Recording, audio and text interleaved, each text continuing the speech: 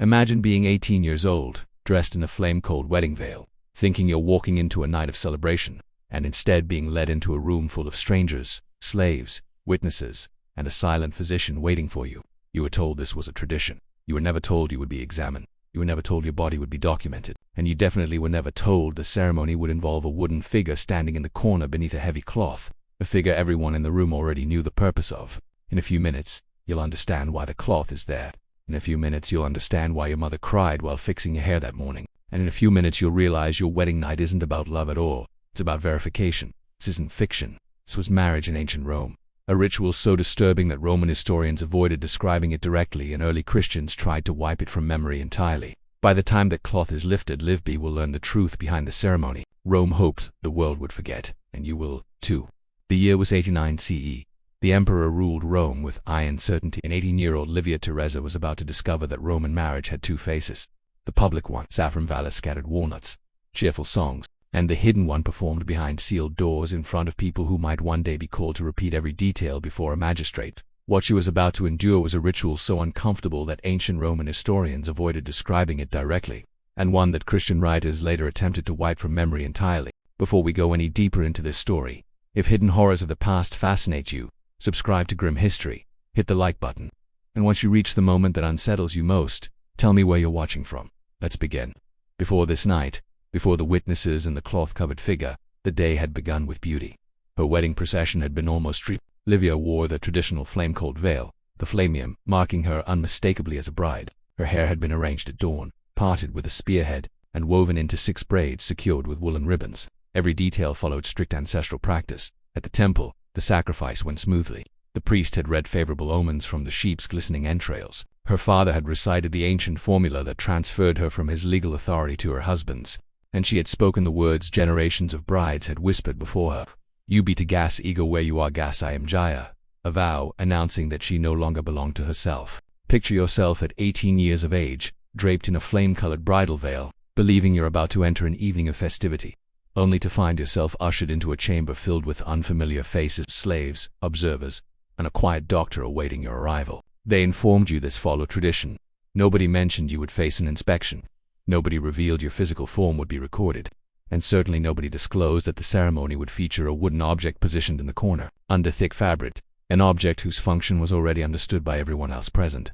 Within moments you'll comprehend the reason for that covering. Within moments you'll grasp why your mother wept while arranging your hair earlier that day.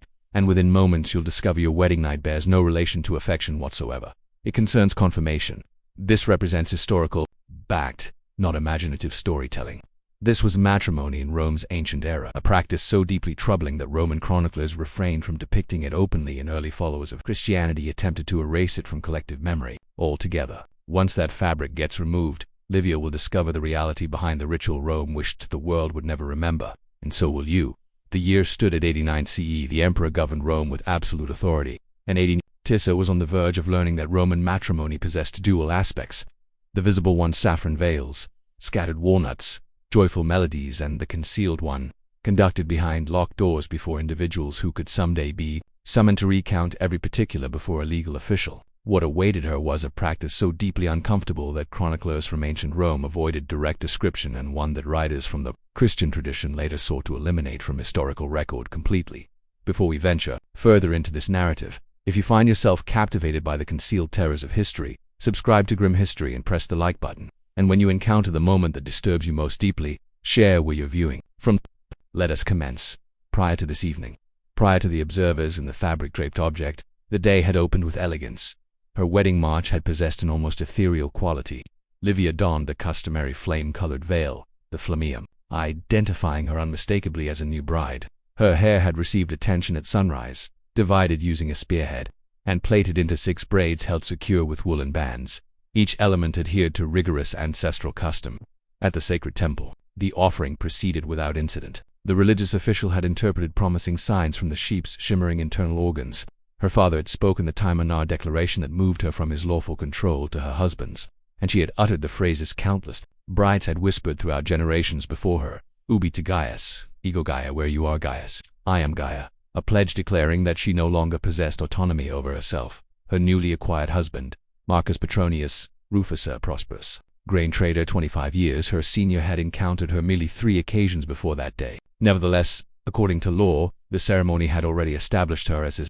More precisely, it had initiated the sequence because in Rome, the public ritual represented only the starting point. The genuinely binding instant awaited at the conclusion of the torch-illuminated march through the urban center, within a dwelling she had never stepped foot in, encircled by individuals she had not consented to encounter.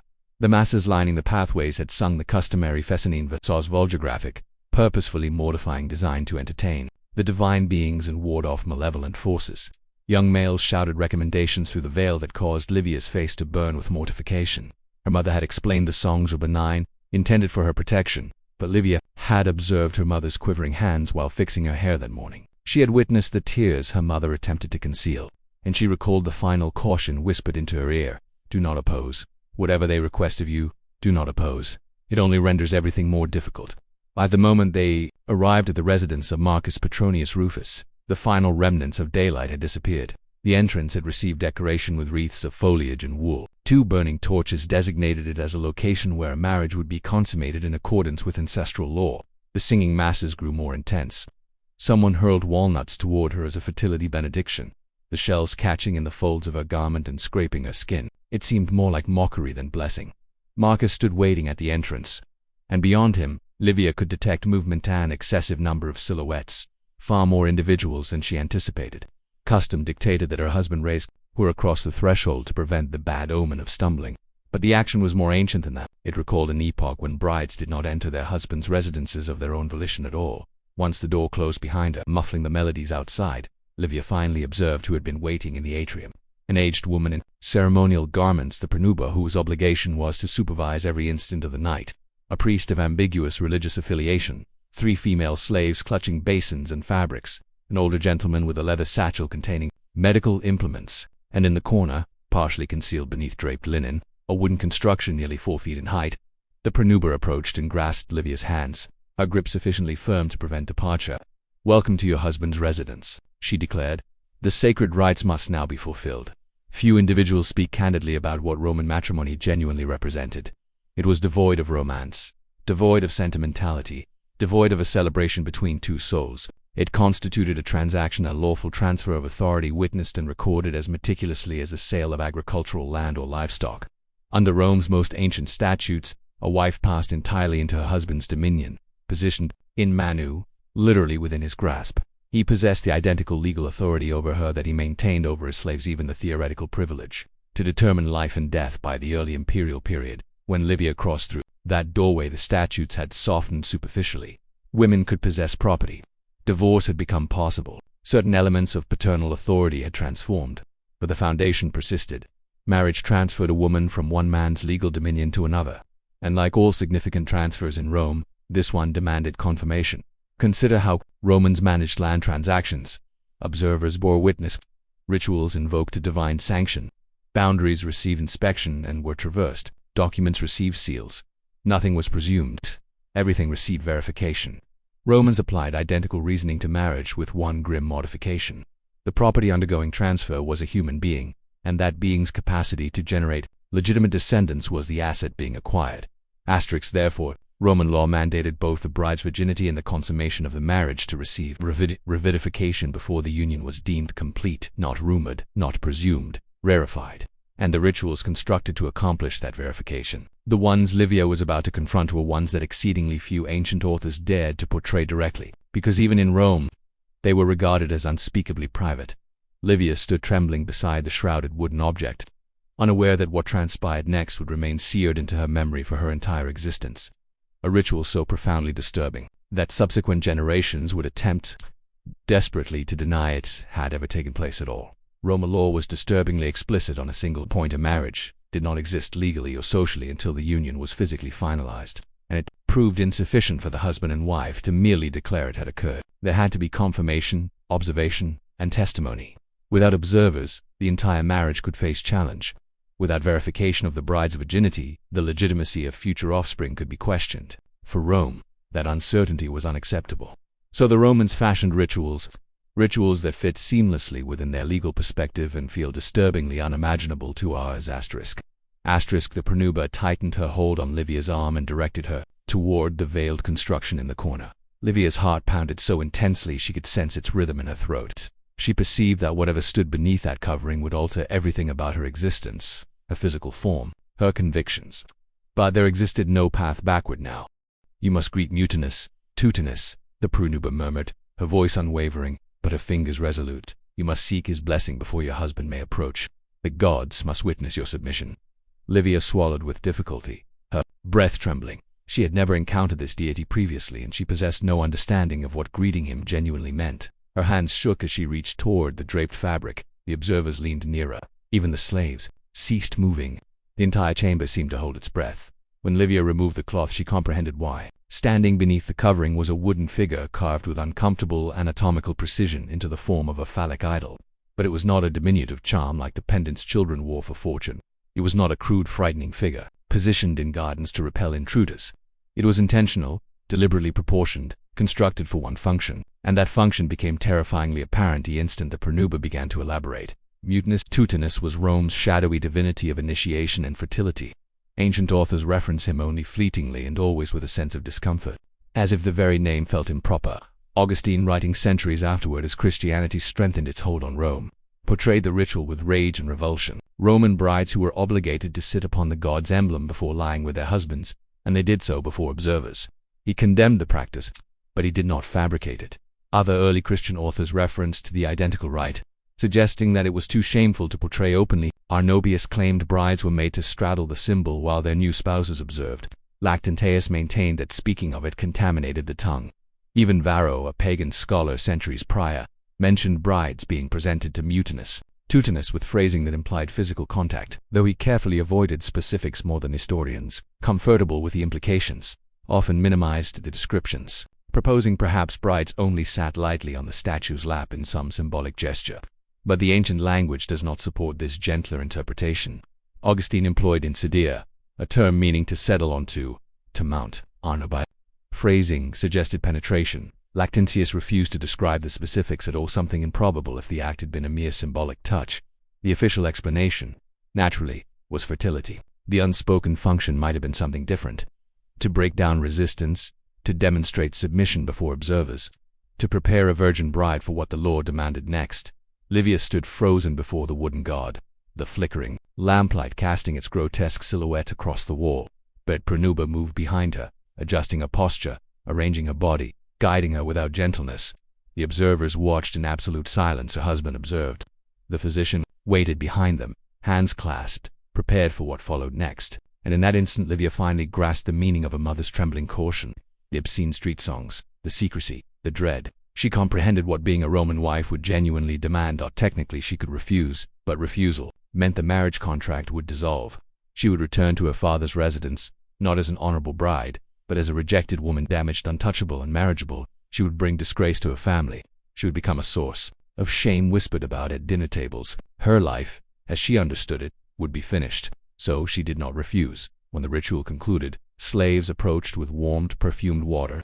They cleansed her carefully, murmuring prayers intended to purify her after her contact with the god. But the cleansing possessed a second function, a more practical one. It prepared her for the examination. The physician, who had been observing silently, now stepped forward, and Livia felt her stomach plummet.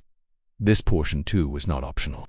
In marriages involving wealth, lineage, or political standing, Roman brides underwent medical verification before the ceremony. A midwife or physician documented the bride's virginity.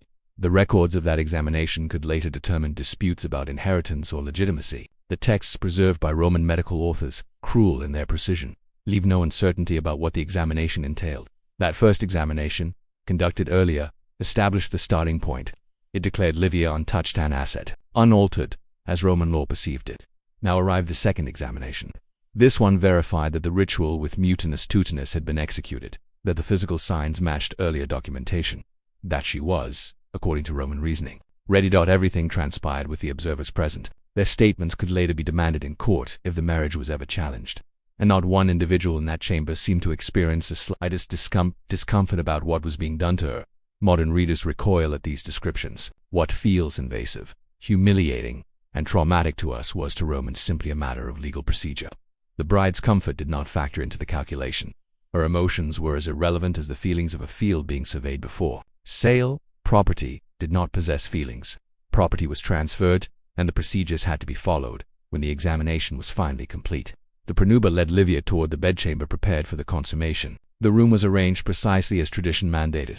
The bed was positioned so that it could be easily observed from the doorway, because that doorway, by custom, would remain open throughout the night. Oil lamps burned steadily, casting sufficient light for the Pranuba to observe without interruption. Slaves waited nearby to assist afterward. Every part of the room felt staged, arranged, prepared for a ritual Livia could not escape. Marcus entered at last. He paused at the doorway, glanced at the watching Pranuba, and stepped toward the bed. His face betrayed something Livia did not expect, nor confidence, not desire, but unease, as if even he understood that what was about to transpire was not an act of intimacy, it was an act of verification.